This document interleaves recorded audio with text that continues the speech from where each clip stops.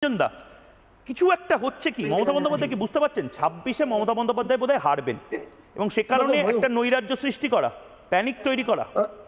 দেখো ময়ূখ, আমি তোমাকে প্রথমে একটা কথা বলি। পুরনো কথা আছে যে ব্রাহ্মণের গরু হারিয়ে গেলে ব্রাহ্মণ নিজের স্ত্রীকেও মা বলেন, কারণ ব্রাহ্মণের মাথা খারাপ হয়ে যায়। আমার মনে হয় উনি যেগুলো করছেন ওর কারণ একটাই, 1 নম্বর কারণ হচ্ছে এই নিম হ্যান্সের কথা বলছিলেন doctor Majumdar, national institute of mental health and neuro sciences. এরা সারা ভারতবর্ষে এই মুহূর্তে বলছি 12টা স্টেটে এই সার্ভে চলছে মেন্টাল হেলথ, এবং সেটা কি কি দেখা হয় যে অ্যালকোহলের ইম্প্যাক্টে ইয়াং জেনারেশন বা মধ্যবয়স্কদের মধ্যে মেন্টাল ডিসঅর্ডার হচ্ছে কিনা, বিভিন্ন রকম ডিপ্রেশনে যাচ্ছে কিনা, ফ্রাস্ট্রেশনে যাচ্ছে কিনা, এইগুলো যদি বেরিয়ে আসে, এই যে ওনার কথায় কথা বাংলা হাসছে, এটা প্রমাণ হয়ে যাবে। কারণ বাংলার মানুষের ইয়াং জেনারেশনের কাছে চাকরি নেই, যারা লাল চুল কানে দুল তারা করে খাচ্ছে, বাকিরা মদে ডুবে থাকছে আর ফ্রাস্ট্রেশনে মরে যাচ্ছে। এটা বেরিয়ে যাবে। 1।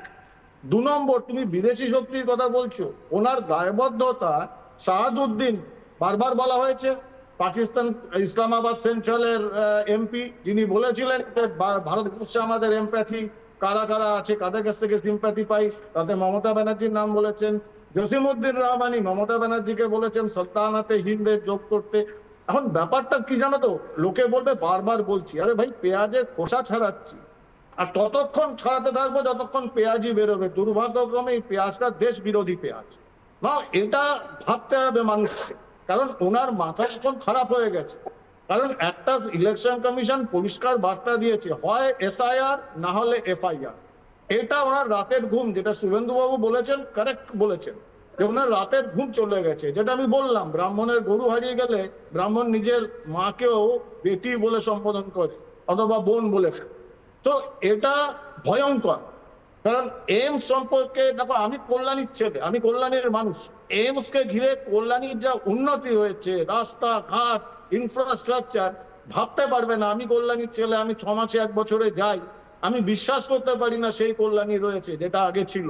এবং তার জন্য এইমস, মানুষ আশা ভরসা করছে। 40-50 কিলোমিটার দূরে কলকাতায় আসতে হয় না।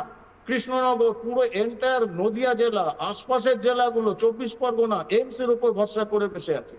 কিন্তু দায়বদ্ধতাটা যদি আমার জসিমউদ্দিন রহমানির সঙ্গে থাকে, সাদাউদ্দিনের কাছে থাকে, জর্জ সোরসের কাছে থাকে, আমি ভারতবর্ষে একটা সাংঘাতিক অ্যানার্কি সিস্টেম করতে চাইছি যাতে সব অব্যবস্থা ধ্বংস হয়ে যায়। এটা হতে দেবে না, এটা কেন্দ্রীয় সরকার হতে দেবে না।